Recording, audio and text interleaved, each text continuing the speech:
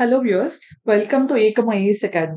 ఈ రోజు మనం వీడియో డిస్కషన్ లో భాగంగా మనం నీలగిరీస్ లో అసలు ఏం జరుగుతుంది అనేది తెలుసుకోవడానికి ట్రై చేద్దాం. మనకి వెస్ట్రన్ ఘాట్స్ అంటే గుర్తు రాగానే ఏం గుర్తొస్తాయి? వెస్ట్రన్ ఘాట్స్ మీకు తెలిసినాయి కదా, పశ్చిమ కనుమలు అంటే దీన్ని మనం ఇమాజిన్ చేసుకోగానే మనకి గుర్తొచ్చేది ఏంటి? ప్రకృతి అందాలు, దట్టమైన అడవులు, దాంతో పాటు మంచి మంచి వాటర్ ఫాల్స్ ఇవన్నీ కూడా మనకి కళ్ళ ముందుకు వస్తుంటాయి కదా. కానీ అలాంటి వెస్ట్రన్ ఘాట్స్ లో ఒక హిల్ రేంజ్ అయిన నీలగిరీస్ అనేది, నీలగిరీస్ పేరే అర్థమవుతుంది కదా మనకి, బ్లూ కలర్ లో ఉంటాయి. ఎందుకు అనేది ఆన్సర్ చేయండి కామెంట్ సెక్షన్ లో. నీలగిరీస్ కి నీల్ అంటే బ్లూ మౌంటైన్స్ అనే పేరు రావడానికి ఏ మొక్క కారణం అనేది ఆన్సర్ చేయండి కామెంట్ సెక్షన్ లో మీకు తెలిస్తే కనుక. సో వెస్ట్రన్ ఘాట్స్ భాగమైన నీలగిరీస్ అంటే ఏంటి? ఇటువైపు ఏమో మనకి ఈస్టర్న్ ఘాట్స్ ఉన్నాయి, ఇటేమో వెస్ట్రన్ ఘాట్స్ ఉన్నాయి. ఈ రెండు కలుసుకునే ప్లేస్ నీలగిరీస్ అన్నమాట. ఇవి తమిళనాడులో ఉన్నాయి ఎక్కువ. సో ఈ రేంజ్ అనేది నీలగిరీస్. సో ఈ నీలగిరీస్ లో ఇప్పుడు ఏం జరుగుతుంది అంటే, అగ్నికి ఆహుతైపోతూ చాలా అడవులు కాలిపోతున్నాయి. ఈ అడవుల్లో అసలు మెయిన్ గా ఇట్లా జరగడానికి మెయిన్ రీజన్స్ ఏంటి? ఇప్పుడు ఇండియన్ ఎయిర్ ఫోర్స్ ఏం చేస్తుంది? లేకపోతే అసలు దీనికి ఇట్లా ఎప్పుడు కూడా ఇదే టైంలో అంటే ప్రతి సంవత్సరం కూడా మనకి ఆల్మోస్ట్ ఫిబ్రవరి నుంచి మే మధ్యలో ఎందుకు ఇలా ప్రతి చోట అంటే మన ఇండియాలోనే కాదు, ఇంతకు ముందు మీరు గుర్తుంటే గనక అమెజాన్ రెయిన్ ఫారెస్ట్ లో కూడా అప్పుడు బ్రెజిల్ ప్రెసిడెంట్ మీద కూడా చాలా కామెంట్స్ చేయడం జరిగింది. ఎందుకంటే ఆయన మనీ ఇవ్వకుండా రెయిన్ ఫారెస్ట్ లో వచ్చిన ఫారెస్ట్ ఫైర్స్ ని అదుపు చేయడానికి ట్రై చేయలేదు అని ఆయన మీద చాలా క్రిటిసిజం వచ్చింది వరల్డ్ మీడియా మొత్తం మీద. తర్వాత ఆస్ట్రేలియాలో బుష్ ఫైర్స్ వల్ల ఎన్ని జీవులు చనిపోయాయి అనేది కూడా చూసాం మనం. మెయిన్ గా కోలా అనే బర్డ్ కానీ, యానిమల్ కానీ, తర్వాత మనకి క్యాంగరూస్ కానీ, ఇట్లా ఆస్ట్రేలియన్ బుష్ ఫైర్స్ కూడా బాగా జరిగాయి. రీసెంట్ టైమ్స్ లో మీకు గుర్తుంటే కాలిఫోర్నియన్ బుష్ ఫైర్స్ కూడా జరుగుతున్నాయి యుఎస్ లో. సో జరిగాయి రీసెంట్ టైమ్స్ లో. ఇట్లా ప్రపంచంలో ఎక్కడైతే ప్రకృతి అందాలు ఉన్నాయో, దట్టమైన అడవులు ఉన్నాయో, ఆ అడవుల్లో ఎందుకు సడన్ గా ఫారెస్ట్ ఫైర్ అవుతుంది? దేనికి వల్ల అవుతుంది? ఆ ఫారెస్ట్ ఫైర్ అవ్వడం వల్ల మనం ఎలాంటి నష్టాలని చవి చూడాల్సి వస్తుంది? ప్లస్ వాటిని నివారించడానికి మనం ఏం మెషర్స్ తీసుకుంటున్నాం అనేది ఈ వీడియోలో డిస్కస్ చేద్దాం. ఇక్కడ మనం చూస్తున్నది ఏంటంటే, ఇది రీసెంట్ గా నీలగిరీస్ లో జరిగిన ఇండియన్ ఎయిర్ ఫోర్స్ ఆపరేషన్ కి సంబంధించిన పిక్చర్ అన్నమాట. దీన్ని ఒక పర్టికులర్ టర్మ్ అంటారు, అదేంటి అనేది నేను తర్వాత చెప్తాను. బంపీ బాస్కెట్ అంటారు. సో దీని వల్ల అసలు ఉపయోగాలు ఏంటి, ఇండియన్ ఎయిర్ ఫోర్స్ ఏం చేస్తుంది, ఇప్పుడు నీలగిరి అడవుల్లో ఉన్న కార్చిచ్చు గాని ఈ అడవిలో కలుగుతున్న ఫారెస్ట్ ఫైర్స్ ఆపడానికి వాళ్ళు ఏం మెజర్స్ తీసుకుంటున్నారు, ఇండియన్ గవర్నమెంట్ డేటా ప్రకారం ఎక్కువ ఏ ఫారెస్ట్ అనేవి ఈ ఫారెస్ట్ ఫైర్స్ కి వల్నరబుల్ గా ఉన్నాయి, ఇలాంటివన్నీ కూడా ఈ వీడియోలో చూద్దాం మనం. సో ఫస్ట్ ఏంటంటే, అసలు ఫారెస్ట్ ఫైర్స్ నీలగిరీస్ లో అవ్వడానికి కారణం ఏంటి, తర్వాత అసలు ఫారెస్ట్ ఫైర్స్ అంటే ఏంటి, వీటి కాజెస్ ఏంటి, అసలు న్యాచురల్ కాజెస్ ఏంటి, anthropogenic causes or man made reasons ఏంటి అనేది చూద్దాం. అసలు ఇవి ఎంత కామన్ గా అవుతూ ఉంటాయి ఇండియాలో, ఎప్పుడు అవుతాయి, ఒకవేళ జరుగుతూ కామన్ గానే ఎప్పుడు సంవత్సరం పొడుగునా ఉంటాయా అంటే ఉండవు. ఏ టైంలో ఉంటాయి ఎక్కువగా అది చూద్దాం. రీసెంట్ ఇన్సిడెంట్స్ ఏంటి, 2024 లో ఎక్కడ జరిగాయి, దాంతో పాటు ఈ సంవత్సరం ఇప్పుడు నీలగిరీస్ లో జరగడానికి కారణం ఏంటి, స్టెప్స్ ఏంటి మనం తీసుకుంటున్నవి, ఇవన్నీ కూడా డిస్కస్ చేద్దాం. ఇది జిఎస్ పేపర్ 1 యూపీఎస్సీ మెయిన్స్ లో జాగ్రఫీ సెక్షన్ లో ఇంపార్టెంట్, ఎన్వైరన్మెంట్ లో కూడా ఇంపార్టెంట్. సో ఇప్పుడు రీసెంట్ గా మనం ఎందుకు డిస్కస్ చేస్తున్నామంటే, ఇండియన్ ఎయిర్ ఫోర్స్ అనేది దానికి సంబంధించిన MI-17V5 హెలికాప్టర్ ని యూజ్ చేస్తూ బంపీ బకెట్, ఇందాక నేను చూపించాను కదా ఇమేజ్ లో ఇలా ఉంది కదా, దాంతో బంపీ బకెట్ అంటే పెద్ద సైజ్ బకెట్ అన్నమాట. సో దాన్ని ఏం చేస్తారంటే, దాని నుండి వాటర్ ని ఫిల్ చేసుకుంటారు. ఒక రివర్ గానీ, ఒక స్ట్రీమ్ ఏదైతే అడవుల్లో ఉంటుందో దాని నుంచి వాటర్ ఫిల్ చేసుకుంటూ ఆ ఎయిర్ ఫోర్స్ హెలికాప్టర్స్ క్యారీ చేసి ఎక్కడైతే ఫారెస్ట్ ఫైర్ అవుతుందో అక్కడ వాటర్ ని మళ్ళీ అక్కడ వాటర్ తో దాన్ని చల్లార్చి మళ్ళీ వచ్చి వాటర్ తీసుకుంటూ అలా రెస్క్యూ ఆపరేషన్ లా చేస్తుంటాయి అన్నమాట. ఇది నీలగిరీస్ తో చేయడం జరిగింది. మొన్న ఒక 2-3 డేస్ నుంచి ఈ ఫారెస్ట్ ఫైర్స్ ఎక్కువ అయిపోయాయి నీలగిరీస్ లో. సో ఫస్ట్ మనం తెలుసుకోవాల్సింది ఏంటి, నీలగిరీస్ అనేది ఎక్కడ ఉంది అనేది ఇందాకే నేను చెప్పాను. సో అది మనకి meeting point of western Ghats and eastern Ghats. Tamil Nadu region లో ఈ రెండు అంటే తూర్పు కనుమలను, వెస్టర్న్ ఘాట్స్ అంటే పడమర ఉన్న మనకి పశ్చిమ కనుమలు కలిసే ప్లేస్ ని నీలగిరీస్ అంటాం. నీలగిరీస్ లో మనకి హైయెస్ట్ పీక్ ఏంటి అంటే దొడబెట్ట. ఇలాంటివి ఎగ్జామ్ పాయింట్ ఆఫ్ వ్యూ లో చాలా ఇంపార్టెంట్ అన్నమాట. దొడబెట్ట అనేది హైయెస్ట్ పీక్ ఇన్ నీలగిరీస్. మరి మొత్తం వెస్టర్న్ ఘాట్స్ లో హైయెస్ట్ పీక్ ఇదేనా అంటే కాదు. మొత్తం వెస్టర్న్ ఘాట్స్ లో దీనికంటే ఎక్కువ హైయెస్ట్ ఉన్న పీక్ అనైముడి పీక్ అనేది హైయెస్ట్ అన్నమాట. దాని తర్వాత సెకండ్ ప్లేస్ లో దొడబెట్ట ఉంది. ఇది నీలగిరీస్ మొత్తానికి హైయెస్ట్ పీక్ అన్నమాట. ఓకే, నీలగిరీస్ అంటే ఇంగ్లీష్ లో మౌంటైన్ ఆర్ బ్లూ హిల్స్ అంటాం. ఇది బ్లూ అనేది ఎందుకు వచ్చింది దీనికి పేరు అనేది ఒక పర్టికులర్ ప్లాంట్ వల్ల. ఒకవేళ మీకు తెలిస్తే కనుక కామెంట్ సెక్షన్ లో చెప్పండి. తెలియకపోతే నేను లాస్ట్ వీడియో ఎండింగ్ వచ్చేసరికి ఆన్సర్ చెప్తాను. అది ఎందుకు దానికి ఆ పేరు పెట్టడం జరిగింది అనేది. సో ఫస్ట్ మనం గుర్తుపెట్టుకోవాల్సింది ఏంటి, ఇక్కడ forest fires. Okay, wild fires కానీ ఫారెస్ట్ ఫైర్స్ అంటే ఏంటి అని అంటే కనుక అన్‌ప్లాన్డ్, అన్‌కంట్రోల్డ్, అన్‌ప్రెడిక్టబుల్ అన్నమాట. అంటే ఊహించకుండా, సడన్ గా ఎవరు ఊహించని టైంలో కావాలని చేయకుండా ఫైర్ ఎరప్ట్ అయితే గనక, అంటే వెజిటేషన్ అంటే ఏదైతే మనకి అడవుల్లో ఉండే జీవజాతులు గాని, మొక్కలు ఇవన్నీ కూడా చెట్లు గాని ఇవన్నీ ఫైర్ వల్ల నష్టపోతాయి. దాన్ని ఫారెస్ట్ ఫైర్ అంటాం అన్నమాట. దీనివల్ల కాజెస్ ఏంటి అని అంటే గనక మనకి నేచురల్ రీజన్స్ ఏంటి, లైట్నింగ్. లైట్నింగ్ అంటే ఏంటి, మనకి ఎప్పుడైనా మనకి ఉరుములు, మెరుపులు రావడం వల్ల ఫారెస్ట్ ఫైర్ జరగొచ్చు. లేదంటే గనక వోల్కనిజం జరగొచ్చు. అంటే వోల్కనిక్ ఎరప్షన్స్ జరగొచ్చు. ఇలాంటి రీజన్స్, నేచురల్ రీజన్స్ వల్ల మనకి ఫారెస్ట్ ఫైర్స్ ఉండొచ్చు. మ్యాన్ మేడ్ రీజన్స్ ఏంటి, స్మోకింగ్ చేయడం గాని, సిగరెట్ బీడీ గాని, లేకపోతే క్యాంప్ ఫైర్స్ చూస్తుంటాం కదా సినిమాల్లో, మూవీస్. ఏదైనా అట్లా చల్లటి ప్లేసెస్ లో ఉన్నప్పుడు చలి కాచుకోవడానికి అని చెప్పి ఫైర్ ఎస్టాబ్లిష్ చేస్తారు. దాన్ని ప్రాపర్ గా దాన్ని మళ్ళీ క్లీన్ చేయకుండా అలానే ఉంచేస్తే గనక ఫారెస్ట్ ఫైర్ అయ్యే ఛాన్స్ కూడా ఉంటుంది. దాంతో పాటు బర్నింగ్ డెబ్రిస్ కూడా ఒక రీజన్ అన్నమాట. బర్నింగ్ డెబ్రిస్ అంటే ఆకులన్నీ ఒక చోట చెత్తగా పోగు చేసి దాన్ని కాల్చేయడానికి, అది ప్రాపర్ గా మనం దగ్గరుండి చూసుకోకపోతే అది కూడా ఫారెస్ట్ ఫైర్ కి దారితీసే అవకాశం ఉంటుంది. దాంతో పాటు ఫైర్ వర్క్స్ కానీ, అంటే అడవుల్లో ఫైర్ వర్క్స్ లాంటివి కాల్చడం గానీ, లేకపోతే ఎలక్ట్రిక్ స్పార్క్స్ కానీ ఇలాంటివి ఏమన్నా జరిగినా కూడా మ్యాన్ మేడ్ రీజన్స్ అన్నమాట. ఆంథ్రోపోజెనిక్ రీజన్స్ వల్ల కూడా మనకి ఫారెస్ట్ ఫైర్స్ అయ్యే ఛాన్స్ ఉంటుంది. సో ఇవన్నీ మనం మెయిన్స్ పాయింట్ ఆఫ్ వ్యూ లో ఇలాంటి క్వశ్చన్ వచ్చినప్పుడు అసలు వీటిని దేని వల్ల కలుగుతున్నాయని చెప్పడానికి ఆన్సర్స్ లో ఇట్లా డివైడ్ చేసి రాస్తే బాగుంటుంది. తర్వాత టైప్స్, అసలు మనకి ఎలాంటి టైప్స్ ఉన్నాయి అంటే కనుక గ్రౌండ్ ఫైర్స్ అంటాం. ఇమేజ్ లో చూపించినట్టు గ్రౌండ్ ఫైర్స్ అంటే ఏంటి, ఏదైతే ఆకులు రాలిపోయి నేల మీద ఉంటాయో, డెడ్ వెజిటేషన్ గానీ, బర్రీడ్ వెజిటేషన్ గానీ, అలాంటివి ఏదన్నా రీజన్స్ వల్ల, ఇప్పుడు మనం ఇందాక చూసిన రీజన్స్ వల్ల వాటికి ఫైర్ అంటుకుని అవి మండుతున్నాయి అనుకోండి, వాటిని గ్రౌండ్ ఫైర్స్ అంటాం. సర్ఫేస్ ఫైర్స్ అంటే ఏంటి, ఇది ఫాలెన్ లీవ్స్ తో పాటు గ్రౌండ్ ఫైర్ అంటేనేమో అక్కడ ఒకవేళ మొక్కలు లేకపోయినా కూడా అది గ్రౌండ్ నేలను కూడా, అంటే గడ్డి ఇలాంటివన్నీ ఉంటాయి కదా, దాన్ని అంటుకుని కూడా అది ఫ్లై అయిపోతూ ఉంటుంది అనమాట. అది కొన్ని సంవత్సరాలు, నెలలు కూడా తరబడి ఉంటుంది. సర్ఫేస్ ఫైర్స్ అంటేనేమో దీనికి ఖచ్చితంగా ఆకులు ఇలాంటివి ఉంటేనే ఇది కంటిన్యూ అవుతూ ఉంటుంది అనమాట.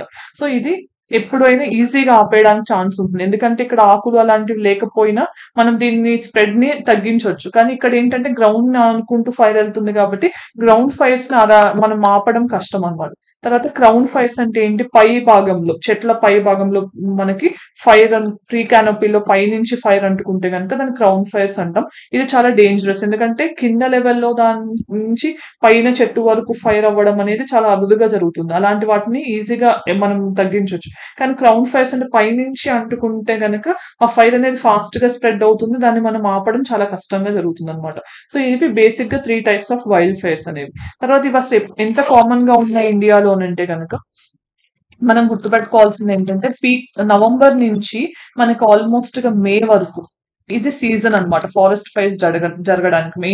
మిగతా సీజన్ లో మనకి జూన్ నుంచి అటు ఇటుగా సెప్టెంబర్, అక్టోబర్, నవంబర్ వరకు వర్షాలు పడతాయి కాబట్టి ఆ సీజన్ లో ఫారెస్ట్ ఫైర్స్ ఎక్కువ నమోదవ్వవు మనకి. కానీ ఈ టైంలో కూడా ఫిబ్రవరి నుంచి మే మధ్యలో, అంటే ఫిబ్రవరి నుంచి మే మధ్యలో చాలా పీక్ సీజన్ అన్నమాట ఫారెస్ట్ ఫైర్స్. అంటే వేడి ఎక్కువ ఉంటుంది కాబట్టి టెంపరేచర్ ఎక్కువ అయినా కూడా ఇది మనకి ఎక్కువ అయ్యే ఛాన్సెస్ ఉంటుంది అనమాట. సో ఫిబ్రవరి నుంచి మే అనేది పీక్ సీజన్. ఇది ఒకటి గుర్తుపెట్టుకోవాల్సిన విషయం. తర్వాత ఎలాంటి చోట్ల ఇది ఉంటుంది కామన్ గా అంటే కనుక మనకి ఫస్ట్ ఫారెస్ట్ టైప్స్ ఏంటి అనేది తెలుసుకోవాలి. ఫారెస్ట్ టైప్స్ కానీ, వెజిటేషన్ కానీ మనం చూస్తే గనక మనకి ఎలాంటి ఫారెస్ట్ ఉన్నాయి అయితే, ఎవర్ గ్రీన్ ఫారెస్ట్ ఉన్నాయి. అంటే ఎప్పుడు పచ్చగా ఉండే అడవులు ఉంటాయి కదా, ఆకులు రాళ్ళని అడవులు ఉంటాయి. అవి ఎక్కడ ఉన్నాయి, మనకి వెస్టర్న్ ఘాట్స్ లో ఉన్నాయి, north east India, Andaman Nicobar లో ఉన్నాయి. తర్వాత డెసూడియస్ ఫారెస్ట్ అంటాం. డెసూడియస్ ఫారెస్ట్ అంటే ఏంటి, ఒక కాలంలో అంటే డ్రై సీజన్ లో ఆకులు రాల్చే అడవుల్ని డెసిడియస్ అంటాం. సో ఇవి ఎక్కువ ఉన్నాయి మన మొత్తం ఫారెస్ట్ లో కూడా, మనకి డెసిడియస్ ఫారెస్ట్ ఎక్కువ ఉన్నాయి. ఈ డెసిడియస్ ఫారెస్ట్ లో కూడా మాయిస్ట్, అంటే కొంచెం తేమ ఎక్కువ, వర్షపాతం ఉన్నాయి. డ్రై డెసిడియస్ ఫారెస్ట్ ఉన్నాయి. ఈ డ్రై డెసిడియస్ ఫారెస్ట్ అంటే ఏంటి, ఎక్కడైతే రెయిన్ఫాల్ లెస్ దాన్ 100 సెంటీమీటర్స్ ఉంటుందో యాన్యువల్ రెయిన్ఫాల్, అలాంటి చోట్ల ఈ ఫారెస్ట్ ఫైర్స్ అవ్వడానికి ఎక్కువ ఆస్కారం ఉందన్నమాట. సో ఒక డేటా ప్రకారం ఏం అర్థం చేసుకున్నారంటే 62% ఆఫ్ ఇండియన్ స్టేట్స్, ఎక్కడైతే అడవులు ఉన్న స్టేట్స్ ఉన్నాయో వాటిలో 62% అనేది ఫారెస్ట్ ఫైర్ కి అనుకూలంగా ఉన్నాయి అని చెప్పారు. దాంతో పాటు ఇండియన్ ఫారెస్ట్ ఏరియా మొత్తం చూస్తే 36% ఆఫ్ ఇండియన్ ఫారెస్ట్ ఏరియా గాని ల్యాండ్ గాని ఈ ఫారెస్ట్ ఫైర్స్ కి వల్నరబుల్ గా ఉంది అని కూడా డేటా ఉందన్నమాట. సో దీన్ని బట్టి మనం ఏం అర్థం చేసుకోవాలంటే ఇవి కోట్ చేయొచ్చు మనం ఆన్సర్స్. ఒకవేళ forest fires related question UPSC mains అయినా రేపు TSPSC group 1 mains APSC mains లో అయినా కూడా ఇలా అడిగితే మనం ఈ ఆన్సర్స్ తో పాటు ఈ డేటాని కోట్ చేయడం వల్ల మన ఆన్సర్ యూనిక్ గా ఉంటుంది. దాంతో పాటు ఏ ఏరియాస్ ఎక్కువ వల్నరబుల్ గా ఉంటాయి అనేది కూడా చూద్దాం మనం తర్వాత. సో ఇక్కడ ఏంటంటే ఎఫెక్టెడ్ ఏరియాస్ ఎక్కువ ఏమున్నాయి అని అంటే by annual report of Indian state of forest report. అంటే ఇది Indian state of forest report అంటే మనకు అసలు ఫారెస్ట్ ఎలా ఉన్నాయి, పెరుగుదల ఉందా, తగ్గుదల ఉందా, లేకపోతే ఏ ఏరియాస్ లో ఎక్కువ ఫారెస్ట్ ఉంది, ఇలాంటి అన్ని రిపోర్ట్ అనేది మనకి ఎవరు రిలీజ్ చేస్తారు, ఫారెస్ట్ సర్వే ఆఫ్ ఇండియా అనేది మనకి 2 years కి వన్స్, బైఎన్నియల్ అంటే 2 years కి 2 సంవత్సరాలకి ఒకసారి రిలీజ్ చేస్తున్నారు. ఎప్పటి నుంచి 1987 నుంచి రిలీజ్ చేయడం జరుగుతుంది అనమాట, 2 years కి వన్స్. సో 2019 లో వాళ్ళు ఇచ్చిన రిపోర్ట్ ప్రకారం ఏంటంటే 36% ఆఫ్ ఇండియాస్ ఫారెస్ట్ అనేది ఫ్రీక్వెంట్ ఫైర్స్ కి వల్నరబుల్ గా ఉంది అని చెప్తున్నారు అనమాట. ఇది మీరు గుర్తుపెట్టుకోవాల్సిన అంశం. దీంట్లో ఏం చెప్తున్నారు, 4% ఆఫ్ ద ఫారెస్ట్ కవర్ అనేది చాలా ఎక్కువగా ఫారెస్ట్ ఫైర్స్ కి ప్రోన్ గా ఉంది అని. అంటే ఆల్మోస్ట్ ఇప్పుడు మిజోరాం స్టేట్ ఉంది అనుకుందాం. ఈ మిజోరాం స్టేట్ లో almost 95% of the districts Mizoram లో ఉన్నవన్నీ కూడా ఫైర్ కి ఎక్కువ ఫారెస్ట్ ఫైర్ కి ప్రోన్ గా ఉన్నాయి అనమాట. అంటే ఎక్కువ వల్నరబుల్ గా ఉన్నాయి, ఇక్కడ వచ్చే ప్రమాదం ఎక్కువ ఉంది. సో ఇలాంటివన్నీ కూడా ఇంటెన్సిటీని పెంచుతున్నాయి. సో దాంతో పాటు ఎక్కువ ఎక్కడ ఉన్నాయి అంటే ఒక రీజన్ ప్రకారం చూస్తే డ్రై డెసిడియస్ ఫారెస్ట్ ఎక్కడ ఎక్కువ ఉన్నాయి, ఎందుకంటే ఆకులు రాలుస్తాయి కదా, మళ్ళీ డ్రైగా ఉంటాయి, అవి తేమతో ఉండవు, వర్షపాతం తక్కువ ఉంటుంది కాబట్టి ఈజీగా ఇక్కడ ఫారెస్ట్ ఫైర్స్ క్యాచ్ చేసే ఛాన్స్ ఎక్కువ ఉంది. కానీ మనం ఎవర్ గ్రీన్ ఫారెస్ట్ కానీ సెమీ ఎవర్ గ్రీన్ కానీ మౌంటైన్ ఫారెస్ట్ అంటే ఎక్కడైతే హిల్ ఏరియాస్ లో ఉన్న ఫారెస్ట్ ఉన్నాయి, షోలా ఫారెస్ట్ కానీ ఇలాంటి చోట్ల అక్కడ ఎవర్ గ్రీన్ అంటే ఎప్పుడు పచ్చగా ఉంటాయి కాబట్టి మనకి ఆకులు రాలే చెట్లు ఇవి తక్కువ ఉంటాయి కాబట్టి అక్కడ నార్మల్ గా ఫారెస్ట్ ఫైర్స్ అనేవి చాలా తక్కువగా చూడటం జరుగుతుంది. దాంతో పాటు రీజియన్స్ అంటే ఏ ఏరియాస్ ఎక్కువ ఉందంటే నార్త్ ఈస్ట్ ఇండియా, ఎందుకంటే ఇక్కడ మీకు తెలిసిందే నార్త్ ఈస్ట్ ఇండియాలో డెన్స్ ఫారెస్ట్ ఎక్కువ ఉన్నాయి. దాంతో పాటు ఒడిస్సా, మహారాష్ట్ర, జార్ఖండ్, ఛత్తీస్గఢ్, ఉత్తరాఖండ్ ఈ ఏరియాస్ లో డ్రై డెసిడియస్ ఫారెస్ట్ తో పాటు మనకి అదర్ ఫ్యాక్టర్స్ కూడా కాంట్రిబ్యూట్ చేస్తున్నాయి. రీసెంట్ ఎగ్జాంపుల్స్ కూడా మనం కోట్ చేయొచ్చు అనమాట. ఒకవేళ క్వశ్చన్ ఇప్పుడే అడిగితే ఈ ప్రిలిమ్స్ ఆర్ మెయిన్స్ లో అడిగితే కనుక మనం 2023లో గోవా బుష్ ఫైర్స్ గురించి రాయొచ్చు, లేదంటే 2021 లో ఉత్తరాఖండ్, హిమాచల్ ప్రదేశ్, నాగాలాండ్, మణిపూర్ బార్డర్ లో జరిగింది, మధ్యప్రదేశ్ లో జరిగింది, ఇలా కొన్ని ఇండియన్ ఎగ్జాంపుల్స్ తో పాటు గ్లోబల్ ఎగ్జాంపుల్స్ ఇస్తే కనుక మనం ఆన్సర్ పర్ఫెక్ట్ గా ఉంటుంది. సో రీసెంట్ గా 2024 లో జరిగిన ఫారెస్ట్ ఫైర్స్ గురించి చూస్తే కనుక ఇప్పుడు మిజోరాం, మణిపూర్, అస్సాం, మేఘాలయ, మహారాష్ట్ర, సో ఇవన్నీ almost north east states except Maharashtra. So వీటన్నిటిలో కూడా ఇన్ని నెంబర్ ఆఫ్ ఇన్స్టెన్సెస్ ఉన్నాయన్నమాట. అంటే చిన్న చిన్న ఫారెస్ట్ ఫైర్స్ అయినా మనకి మన వరకు రాకుండా పెద్దవైతేనే న్యూస్ లో బాగా రిపోర్ట్ చేస్తారు, కానీ చిన్న చిన్నవి జరుగుతున్నాయి కూడా ఫారెస్ట్ డిపార్ట్మెంట్ లెక్కల ప్రకారం ఇన్ని జరిగాయి అన్నమాట. ఓకే, సో తర్వాత మనం చూస్తే కనుక ఫారెస్ట్ ఫైర్స్ అనేవి ఎక్కడ ఎక్కువగా ఉంటున్నాయి అంటే Konkan belt in Maharashtra, Gujarat southern Coast, Somnath region లో, southern Rajasthan region, Madhya Pradesh southern parts లో, ఒడిస్సా ఇంటీరియర్ పార్ట్స్, జార్ఖండ్ దగ్గరలో ఉన్న ప్రాంతాలు, దాంతో పాటు సౌత్ ఇండియాలో ఆంధ్రప్రదేశ్, కర్ణాటక, తమిళనాడు ఈ ఏరియాస్ లో కూడా ఫారెస్ట్ ఫైర్స్ అనేవి ఎక్కువగా జరగడం చూస్తున్నాం అనమాట. దీంతో పాటు ఫారెస్ట్ ఫైర్స్ సదర్న్ ఇండియాలో ఎక్కడ ఎక్కువ ఉన్నాయంటే ఆంధ్రప్రదేశ్, తెలంగాణ, ఎందుకంటే ఇవి ఎక్కువ ఎవర్ గ్రీన్ ఫారెస్ట్ లేని ఏరియాస్. మిగతా అన్ని కూడా వెస్టర్న్ ఘాట్స్ ఇవన్నీ ఉన్న ఏరియాస్ ఎవర్ గ్రీన్ ఫారెస్ట్ ఉన్నాయి కాబట్టి అక్కడ ఇలాంటి ఫారెస్ట్ ఫైర్స్ అయ్యే ఛాన్స్ చాలా తక్కువ ఉంది. కానీ ఆంధ్రప్రదేశ్, తెలంగాణలో డ్రై డెసిడియస్ ఫారెస్ట్ ఇవి ఎక్కువ ఉన్నాయి కాబట్టి ఉంది. తమిళనాడు కూడా అంతే, రీసెంట్ టైమ్స్ లో ఎక్కువ ఉంది. అసలు ఈ ఫారెస్ట్ ఫైర్స్ వల్ల మనకి మెయిన్ రీజన్స్ ఏంటి, ఎందుకు ఇంత ఎక్కువగా చూస్తున్నాం ఇంతకు ముందుతో పోలిస్తే అంటే కనుక క్లైమేటిక్ కండిషన్స్. సో మనం చూస్తే ఈ రీసెంట్ టైమ్స్ లో బాగా క్లైమేటిక్ కండిషన్స్ మారిపోయినాయి కదా, టెంపరేచర్స్ రోజు రోజుకి ఎక్కువ అయిపోతున్నాయి. ప్రతి సంవత్సరం మనం చూస్తే ఏం రిపోర్ట్ వస్తుంది, ఈ సంవత్సరమే అన్ని సంవత్సరాల్లో వార్మెస్ట్ ఇయర్ గా రికార్డ్ లోకి ఎక్కింది అని చెప్పి మనం రిపోర్ట్స్ చూస్తున్నాం. UNFCCC గానీ లేకపోతే వరల్డ్ మెట్రోలాజికల్ ఆర్గనైజేషన్ గానీ ఇట్లా డిఫరెంట్ రిపోర్ట్స్ ఇస్తున్నారు, UNEP గానీ. సో ఎప్పుడు కూడా ప్రతి సంవత్సరం ఏ సంవత్సరానికి ఆ సంవత్సరమే డిఫికల్ట్ అవుతుంది. సో టెంపరేచర్ అనేది సదర్న్ ఇండియాలో ఎక్కువ ఉంటుంది కంపేర్ టు నార్దర్న్ పార్ట్స్ లో. సో అది కూడా ఒక మెయిన్ రీజన్ అవుతుంది. హీట్ లోడ్ కూడా ఎక్కువ అవుతుంది అనమాట. అంటే మనకి ఎప్పుడైతే వెజిటేషన్ తక్కువ అయిపోయి అంటే బిల్డింగ్స్ లాంటివి ఎక్కువ కన్స్ట్రక్ట్ చేస్తాము, సో దాని హీట్ అనేది మన కోర్స్ నుంచి లోపలికి లోపలికి వెళ్ళే కొద్ది కానీ లేకపోతే ఫారెస్ట్ వెజిటేషన్ లేకపోవడం కానీ లోపల హీట్ జనరేషన్ ఎక్కువ అయిపోతుంది. అర్బన్ హీట్ ఐలాండ్ ఎఫెక్ట్ అంటాం కదా. సో ఇలాంటివన్నీ ఎక్కువ అయిపోవడం వల్ల కూడా మెయిన్ గా మనకి ఫారెస్ట్ ఫైర్స్ అయ్యే ఛాన్స్ ఎక్కువ ఉంది. తర్వాత prevalence of excess heat factor, ఇదే మెయిన్ గా హీట్ ఫ్యాక్టర్ వల్ల ఏమవుతున్నాయి మనకి హీట్ వేవ్స్ అనేవి రికార్డ్ అవుతున్నాయి కదా. సో హీట్ వేవ్స్ అనేవి ఎక్కువ రికార్డ్ అయినా కూడా మనకి ఫారెస్ట్ ఫైర్స్ అయ్యే ఛాన్స్ ఉంది. తర్వాత అరిడిటీ అనేది ఎక్కువ ఉంది సదర్న్ ఇండియాలో, అంటే తేమ శాతం తగ్గిపోయి ఎక్కువ డ్రైనెస్ పెరగడం వల్ల కూడా ఫారెస్ట్ ఫైర్స్ ఎక్కువ అవుతున్నాయి ఈ సంవత్సరంలో. దాంతో పాటు అసలు ఫస్ట్ మనం ఫారెస్ట్ ఫైర్స్ వల్ల ఇంపాక్ట్ ఏంటి తెలుసుకుందాం, నష్టాలు ఏంటి అనేది. దాంతో మనకి స్టెప్స్ ఎలాంటివి తీసుకుంటున్నాం అనేది కూడా అర్థమవుతుంది.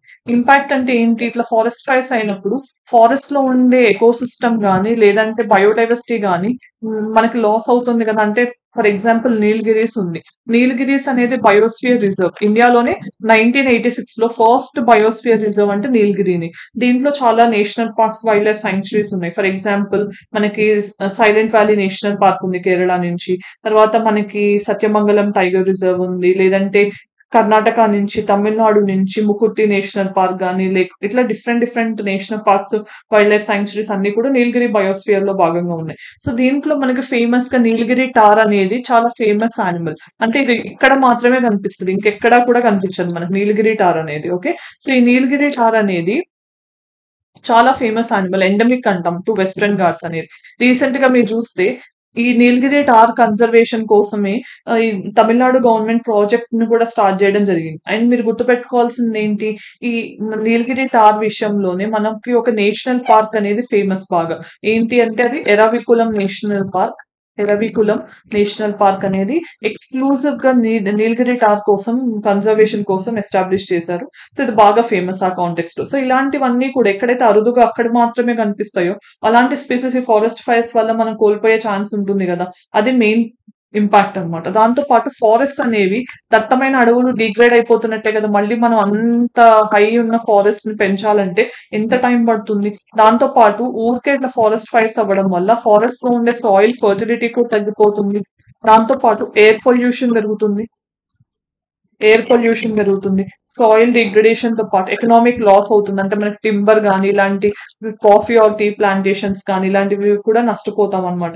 దాంతో పాటు వాటర్ షెడ్స్ కూడా ఎస్టాబ్లిష్ చేస్తాం కదా ఫారెస్ట్ లో, అవి కూడా నాశనం అయిపోతాయి. ఇలా డిఫరెంట్ నష్టాలే ఉన్నాయి అనమాట. అన్ని కూడా డిఫరెంట్ హార్డ్ ఇంపాక్ట్స్ ఏ ఉన్నాయి మనకి ఎకోసిస్టమ్ మీద కానీ మనకి కానీ. సో ఆ టైంలో ఉన్న ట్రైబల్ పీపుల్ ఎవరైనా ఫారెస్ట్ ఏరియాలో ఉంటే వాళ్ళకి కూడా ఈ ఫారెస్ట్ ఫైర్స్ నుంచి ప్రమాదమే. సో ఇవన్నీ కూడా ఇంపాక్ట్స్ ఆఫ్ ఫారెస్ట్ ఫైర్స్. ఇప్పుడు మనం అసలు ఎలాంటి స్టెప్స్ తీసుకుంటున్నాం అనేది చూస్తే గనుక ఎర్లీ వార్నింగ్ సిస్టమ్స్, మోడిస్ సెన్సార్ కానీ, ఈ మోడిస్ అనేది నేమ్ అన్నమాట, గుర్తుపెట్టుకోండి. ఎందుకంటే ప్రిలిమ్స్ లో ఇంకా ఎలాంటి క్వశ్చన్స్ అడుగుతారనే తెలియదు మనకి.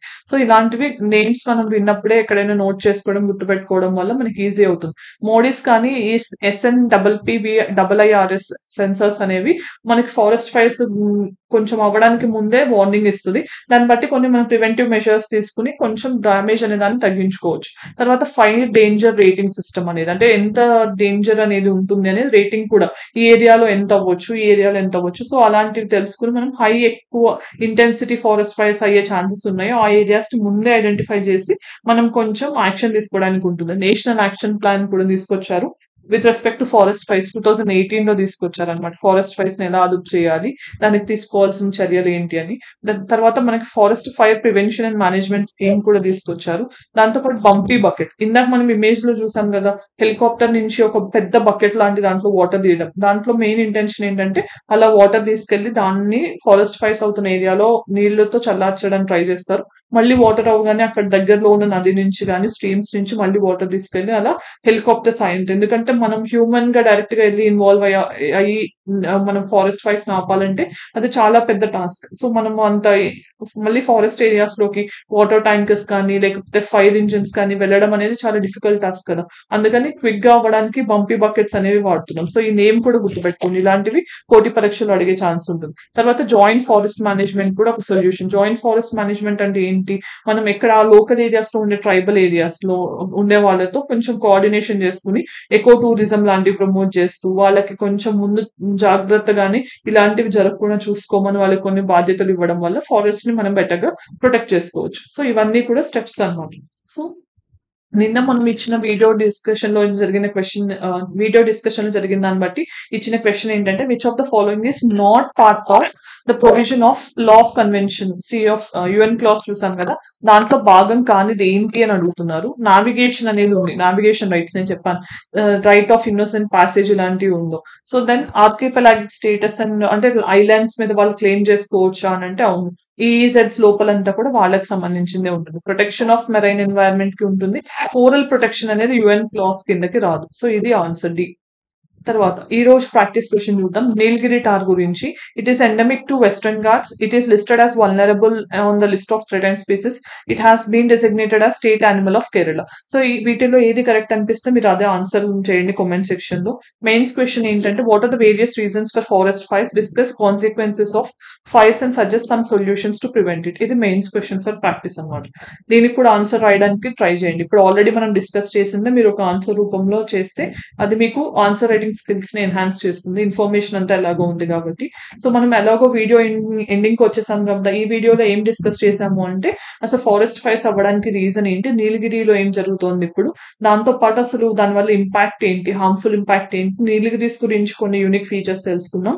నేను ఇందాక అడిగినట్టు నీలగిరీస్ కి బ్లూ నీల్ గిరి అని రావడానికి పేరు ఏంటంటే ఇక్కడ నీల్ కురించి అనే ఫ్లవర్ ఉంటుంది అనమాట, ట్రీ ప్లాంట్. ఇది 12 ఏళ్లకు ఒకసారి మాత్రమే బ్లూమ్ అవుతుంది. సో అది అయినప్పుడు బ్లూ కలర్ గా కనిపిస్తాయి అనమాట మొత్తం ఆ మౌంటైన్ రేంజ్. దాని గురించి దీన్ని నీలగిరీస్ అంటారు అనమాట. ఇది గుర్తుపెట్టుకోవాల్సింది మనం నీలగిరీస్ పాయింట్ ఆఫ్ వ్యూ లో.